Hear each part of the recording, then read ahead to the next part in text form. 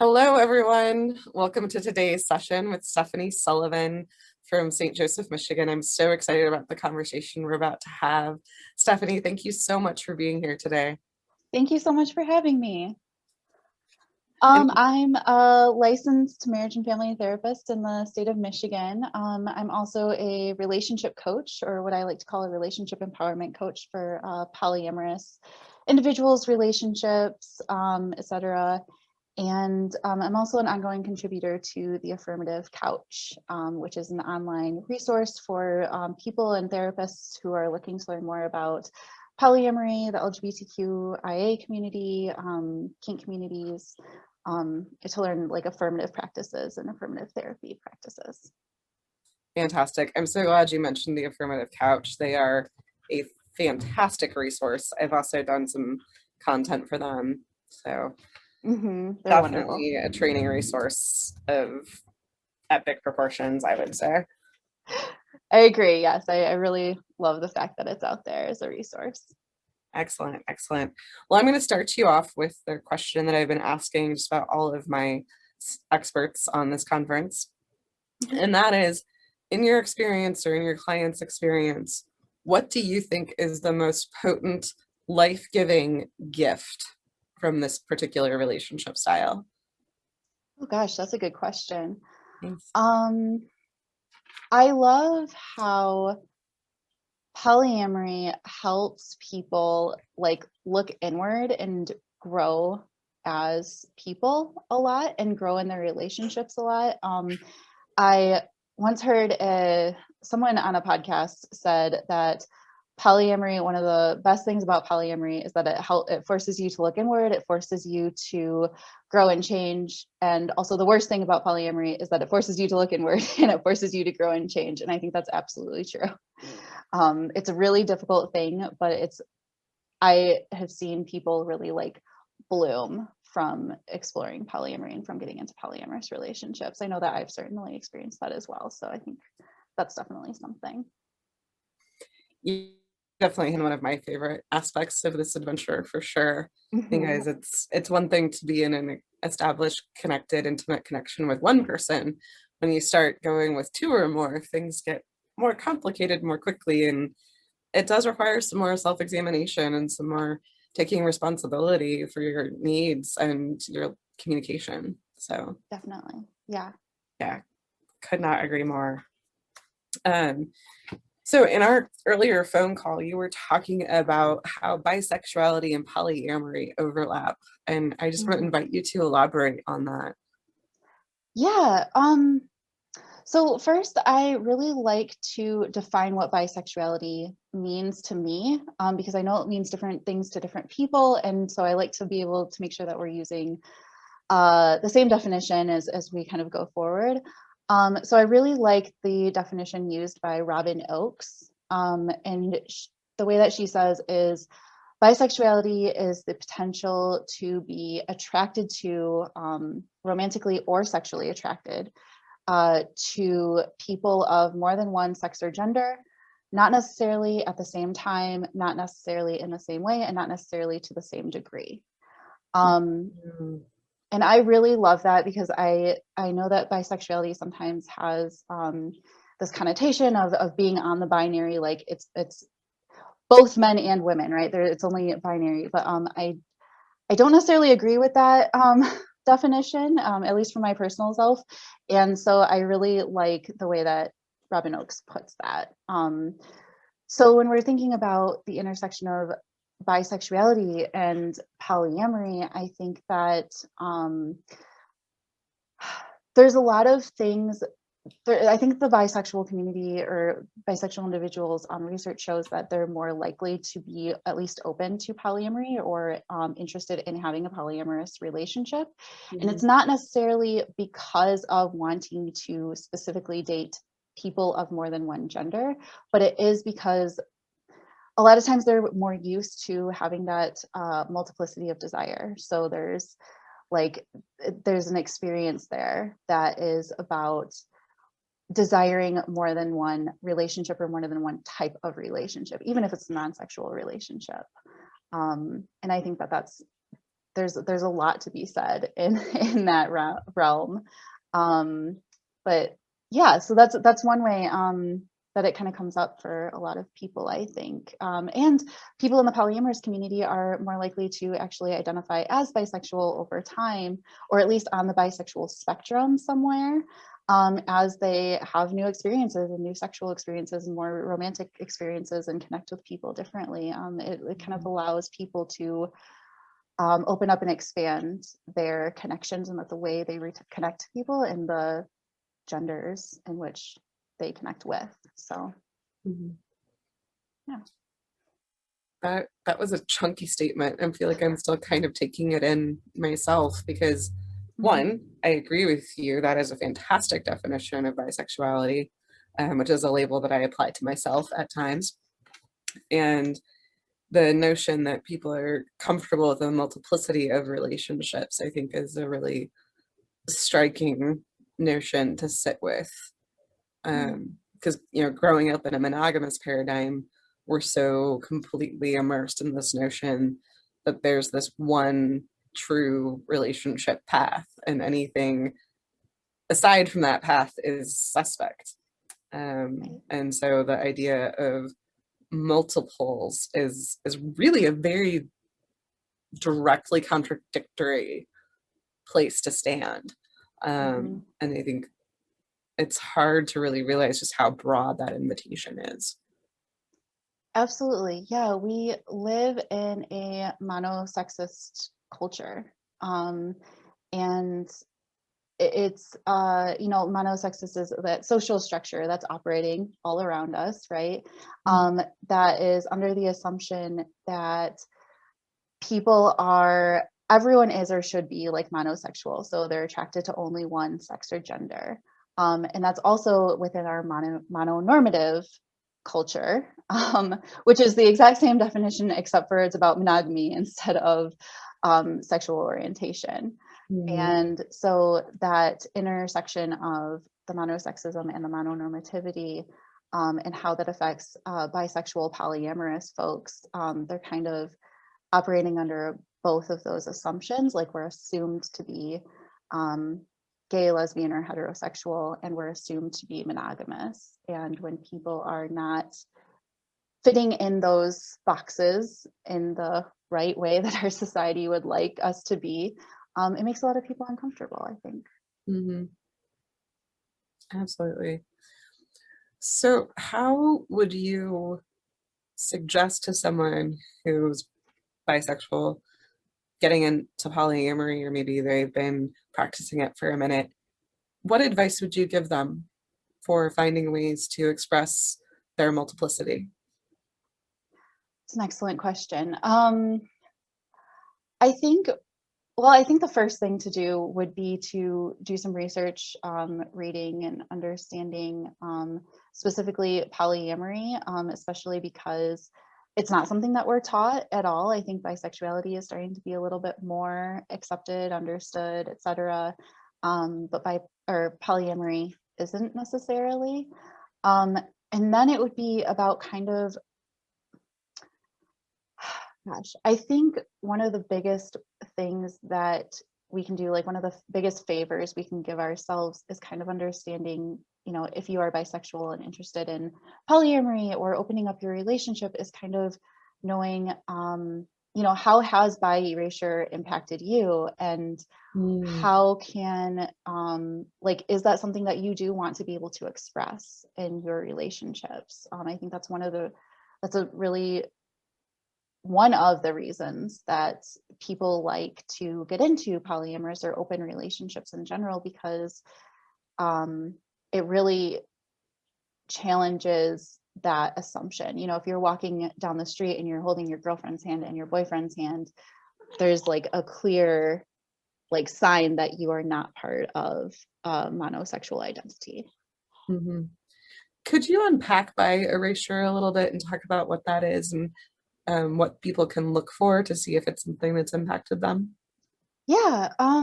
So I think bi erasure happens a lot in our society. It's something that it's a lot of those assumptions that I was just talking about. So bi erasure happens when we are with a partner, whatever that person's gender is or appears to be, and people walking down the streets or our families or our friends will then assume that we are, you know, if I'm a cisgender woman and if I'm with my male partner, then I'm assumed to be heterosexual.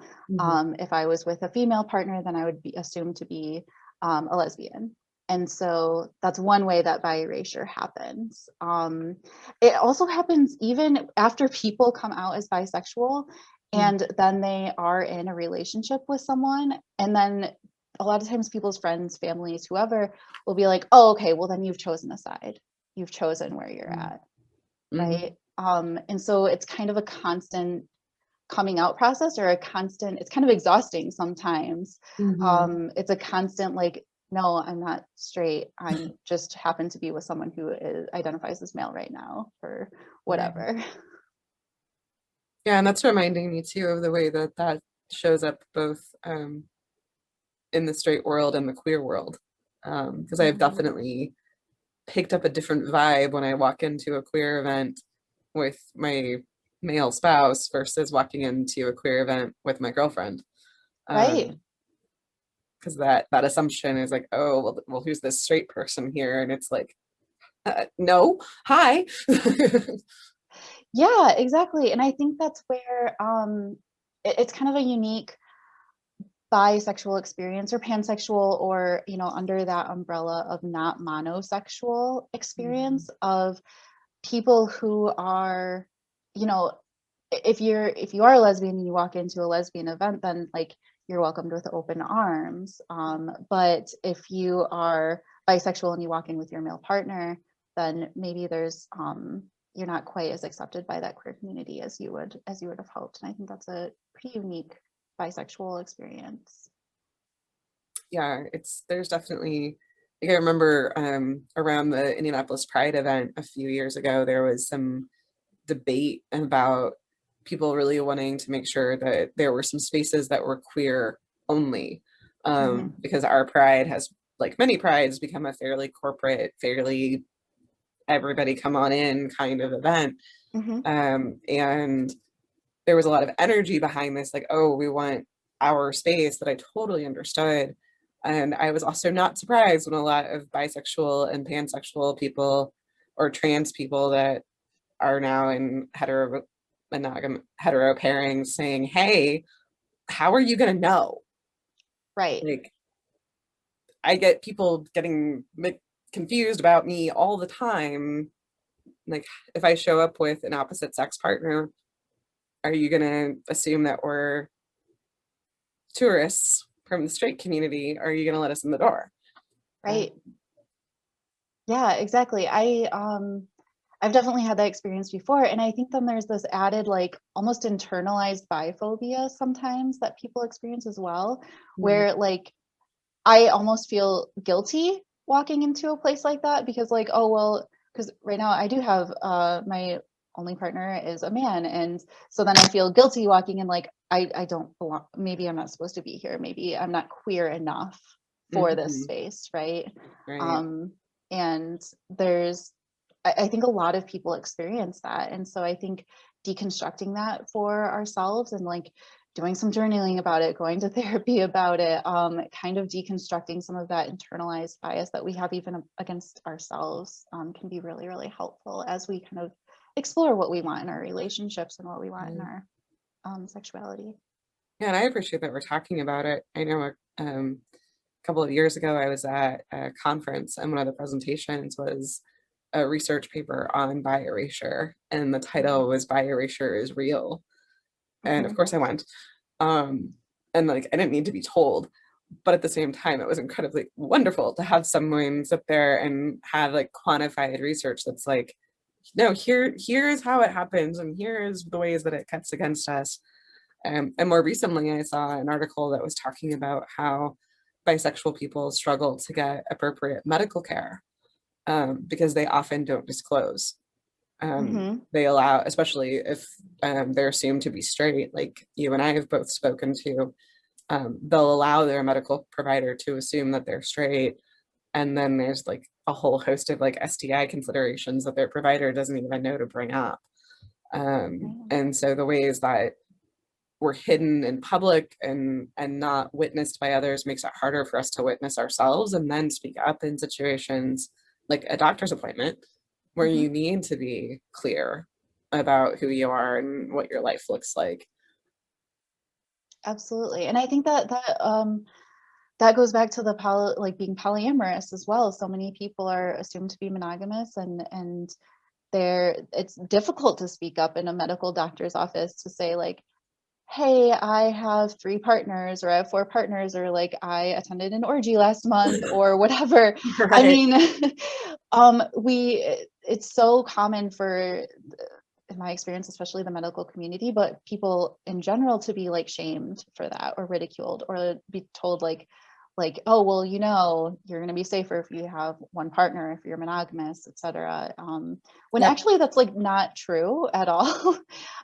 Because it's just about practicing safer sex practices. Yep. So yeah, I think that goes hand in hand. They go together again. Yeah, they really do.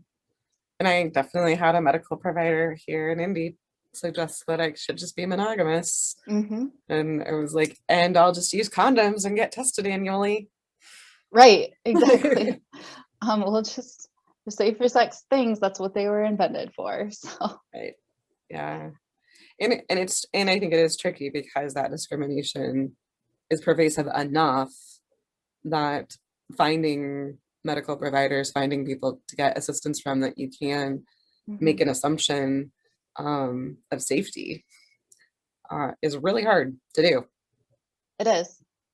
Yeah, it's something that's really missing, I think, and I speak from as someone who's not necessarily part of the medical community. Like, I'm not a medical doctor or anything like Right. that, but I think it's something that they do need more training around, because it's not something that's really talked about, as from what I've seen or Right. experienced. I would agree. I think there is some work along those lines. There's a group here based in Indiana called OutCare that is working on building a national directory of LGBTQ friendly providers. Very And as cool. part of being listed in their directory, they're asking people to take like a 2 hour half day, something like that, training Mm. on the needs of the community and how to be an affirming medical provider. And so I'm very excited about their work and hope that they continue to grow at the pace that they've been growing since they launched like 3 or 4 years ago, I want to say. Um, Okay. so help is out there. It's just might have to do your research first. Yeah, that's good. I didn't know that was out there, so that's awesome. Um, so Mm. speaking of appropriate help and showing up as who you are, um, when we first spoke, you used a term that I had never heard before, ambiamorous. Yeah, Ambiamory or Ambiamorous. Yeah, could you define that for us and unpack it a little? Yeah, so this is something I'm really passionate about. I identify as ambiamorous myself, as well as bisexual.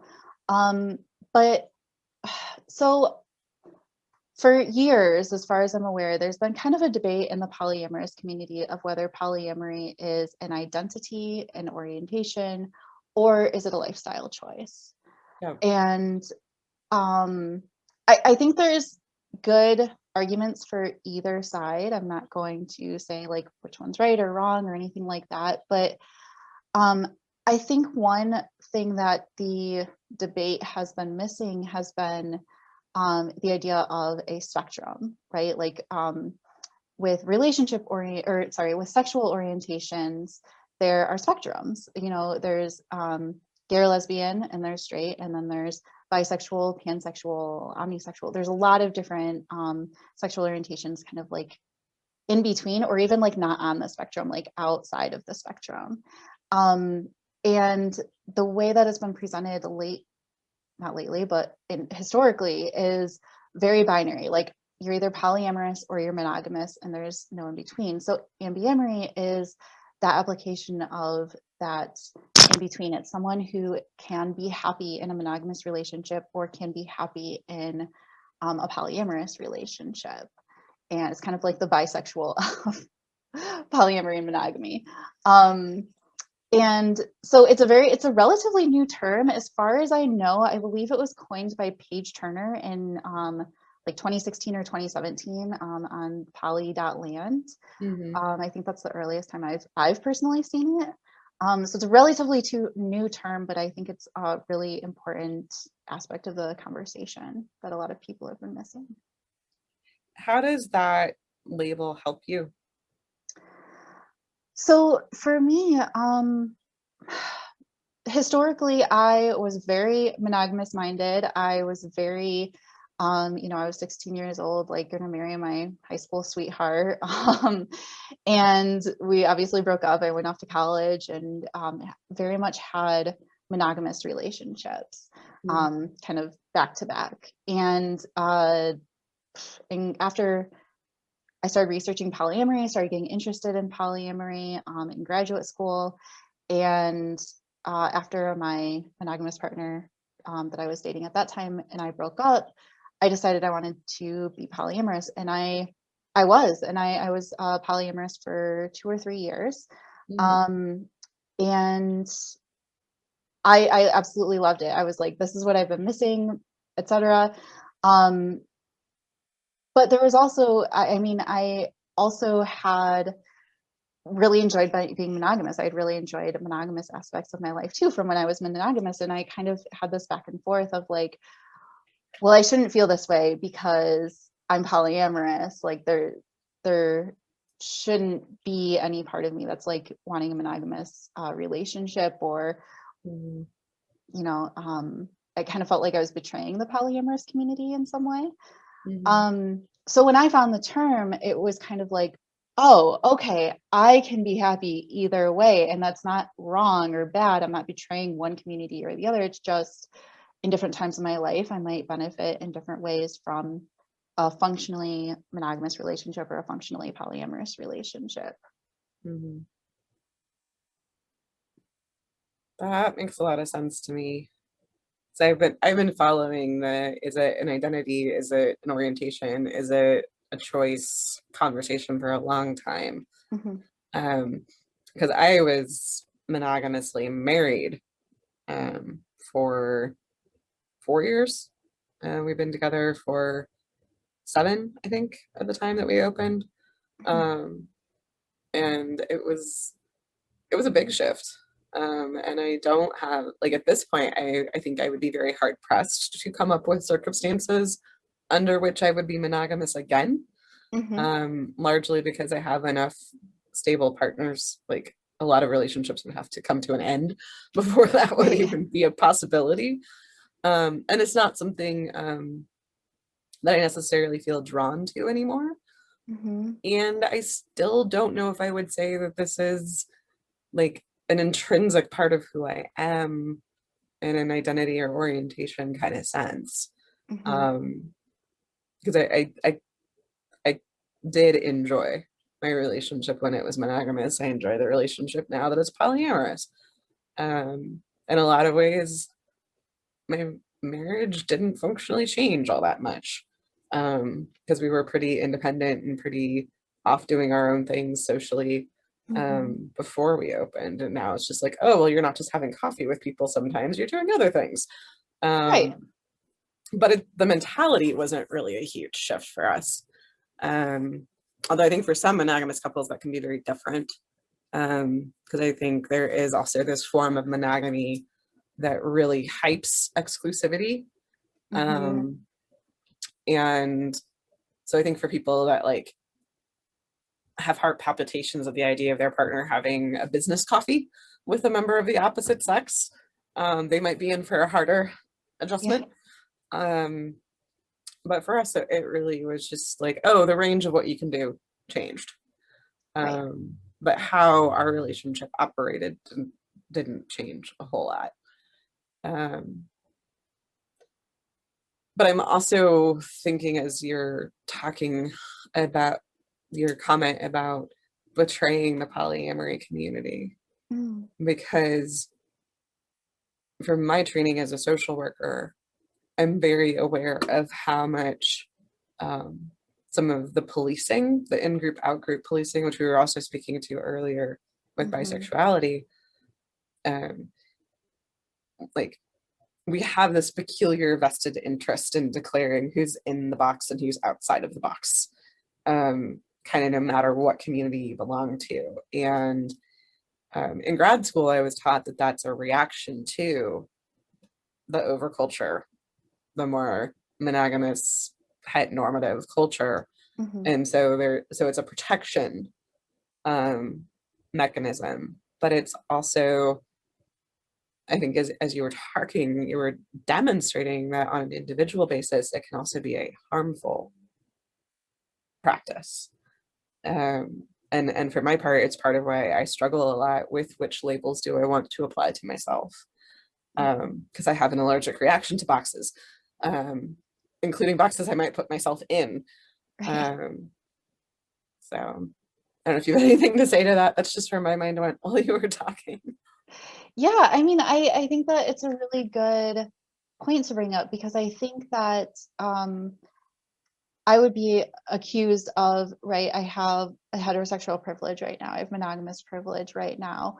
Mhm. And on some levels, yes, I do. Like, I didn't have to come out to my grandmother as bisexual because I'm dating a man right now. And like, Right. I don't have to have that conversation. Like, that's a very real privilege that I do hold.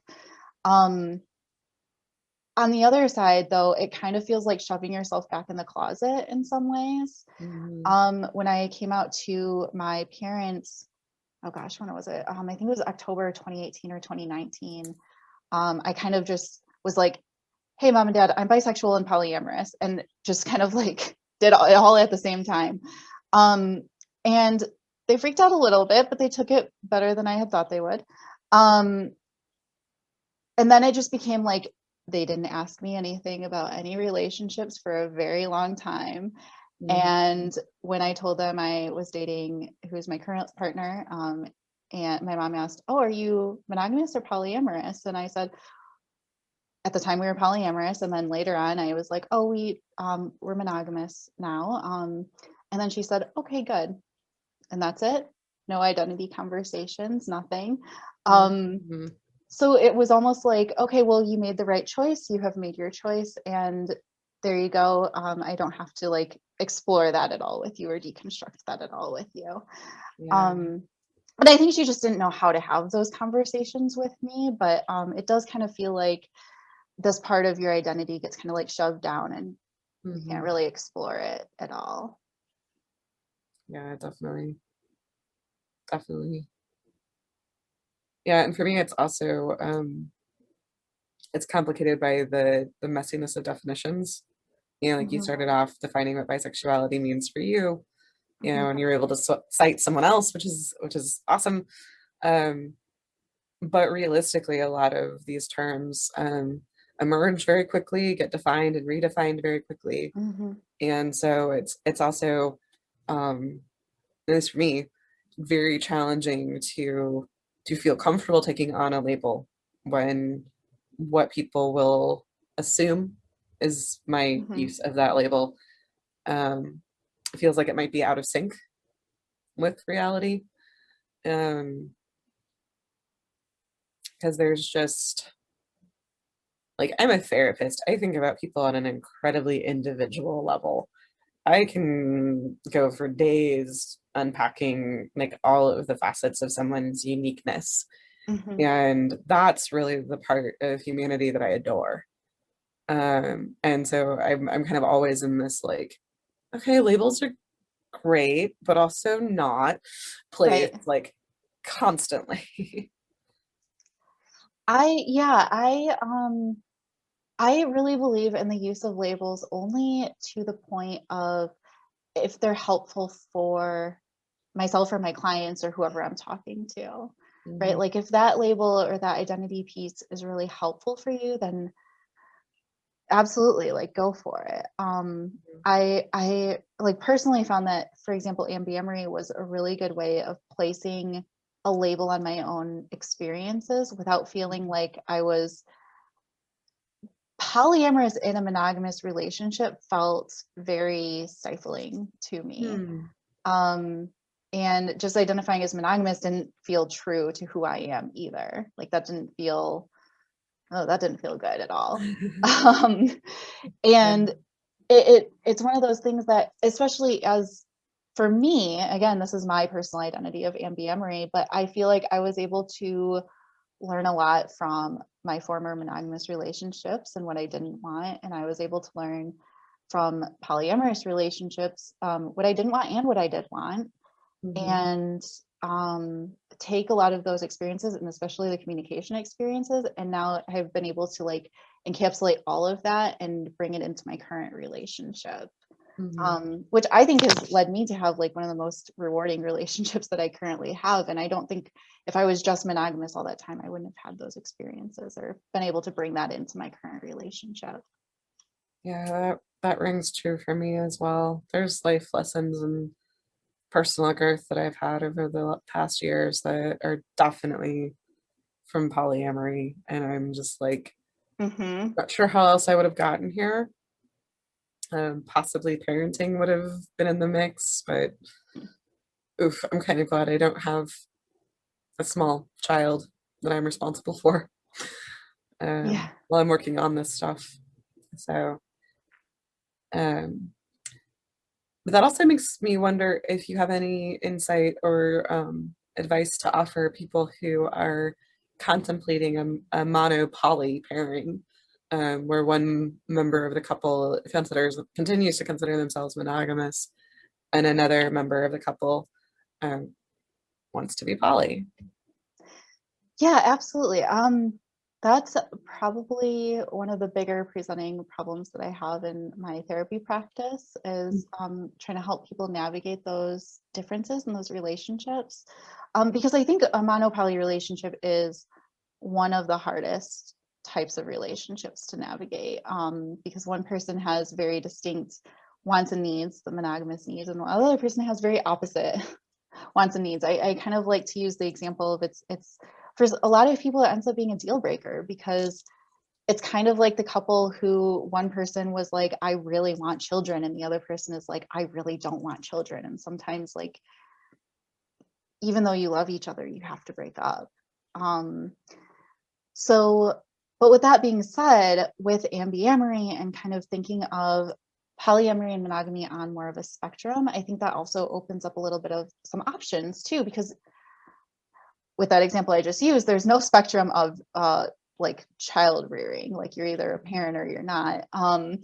But with this, I think that, you know, sometimes I like to think about a Venn diagram. And so like if monogamy is on one side and polyamory is on the other, like what are the things that you both agree with, like how you want your relationships to be?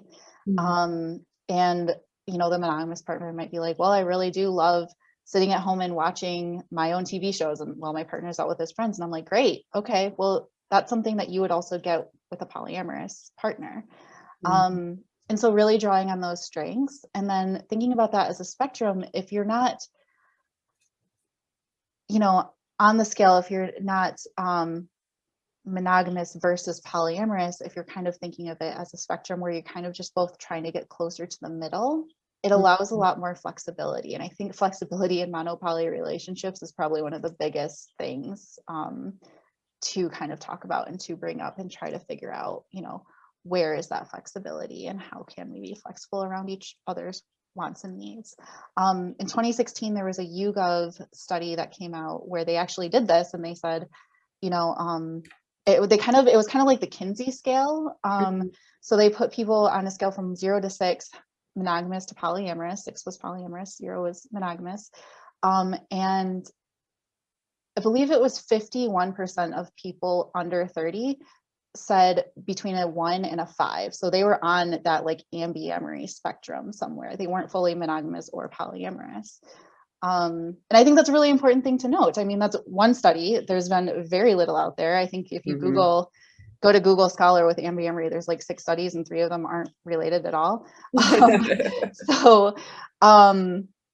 So, you know, if you kind of think about, okay, so where on that spectrum are we and how can we kind of just move a little bit on that spectrum, that can be really empowering, I think, for the monogamous and the polyamorous partner.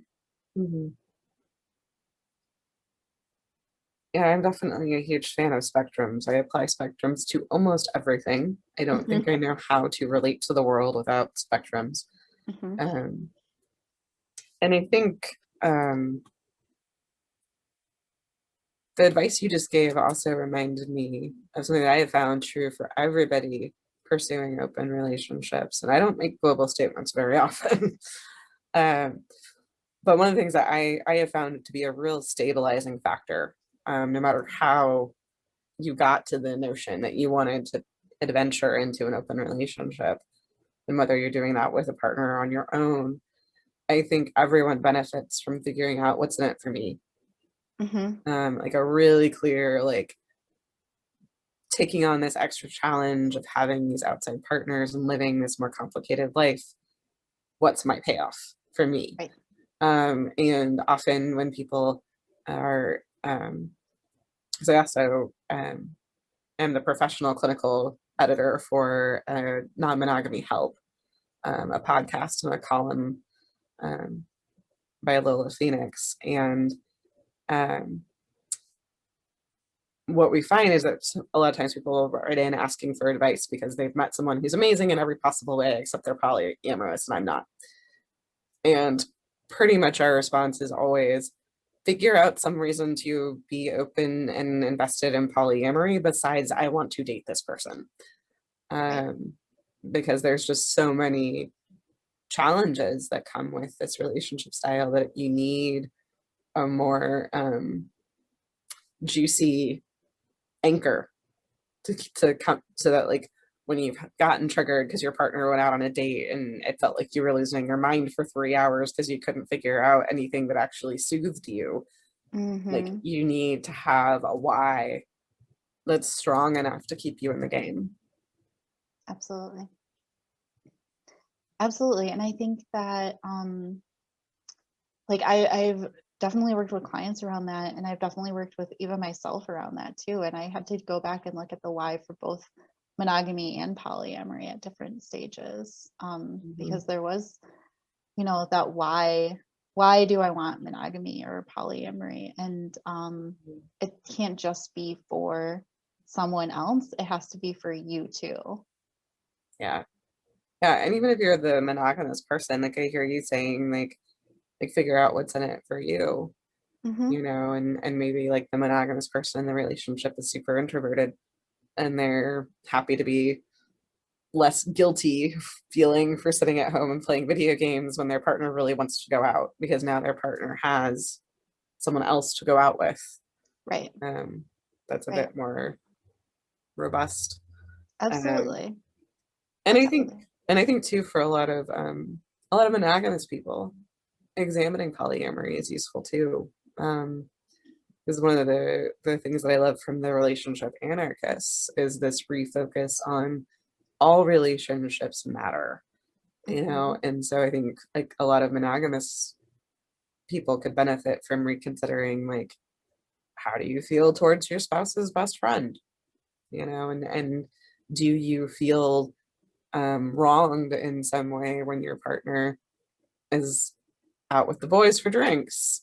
Like that's something that even in a monogamous context, I would argue needs to be examined. I agree. I think regardless of where the relationship ends up, especially, in that mono poly relationship dynamic we were just talking about, regardless of where you end up, I guess I'm kind of curious, what are some things that you can learn about yourself and how you're relating to your partner or partners, as you kind of go on that journey? Because like you were just saying, um, those, how do you relate to your partner going out with just friends or whatever? And I think that deconstructing some of that can be incredibly helpful, because Mhm. then you can also refocus on your own friendships and your own support system as well. And like give yourself, regardless of what ends up in your intimate relationship and that mono poly dynamic, by focusing on that support system, then you know that you will have supports regardless, Mhm. right? You have that family to back you up, even if Yeah. it's a chosen family. Like there are people there. When, when I broke up with one of my last monogamous partners before I was polyamorous, my friend group threw me a singles party, and they like made me a special drink, and they took me out on the town, and like they were like, this is the Stephanie drink, and they blew up balloons and like decorated. They were like, you are single and we are going out. And like, I don't know where I'd be if I didn't have that group of people. So I think that that can be something that's really, really, that you can learn from polyamory, monogamy, whatever, but I think that's just really an important thing to think about. Mhm. Yeah, and I appreciate you also bringing up friends, because another piece of advice that I think is really critical is, especially when people are newly getting into polyamory, because like I don't know about you, but the first couple of years, polyamory just kind of took over my life.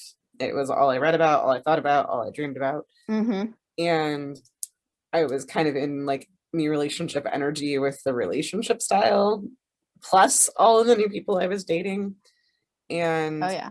one of the things that was really valuable to me was a piece of advice I gotten from another friend, which was to hold on to my friendships as I got into polyamory and make sure that I didn't get so caught up in that whirlwind Mm-hmm. that I reached a place where I'd look around and the only social connections I had were to my partners.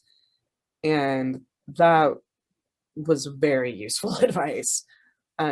Because I think you'll inevitably find a place, you've had a fight with partner B and you really don't want to talk about it with partner C Right. because it would have like spillover consequences that would just not be beneficial. At that point, you need a friend.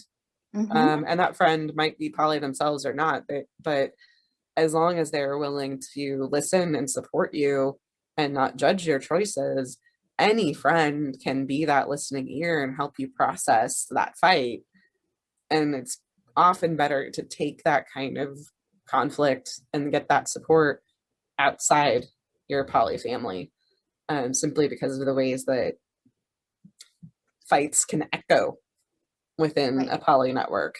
Where if you go have a drink with your BFF and rant about your partner for an hour, it doesn't really go past that conversation because your friend is just there to support you and everybody knows that.